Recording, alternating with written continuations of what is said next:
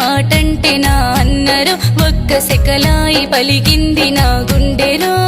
పేరైన పెట్టువోత తీరైన కట్టువోత వరకట్నమిచ్చాము నీ పెండ్లికి వారంబు వస్తావు మా ఇంటికి ఏట్లోకి వెళ్ళిపో కాట్లోన గాలిపో గోదాట్ల దుంకుపో మొగుడిడిసినాడిది మోజుంటది చుట్టు పారాయి మోగోళ్ళ నజరుంటది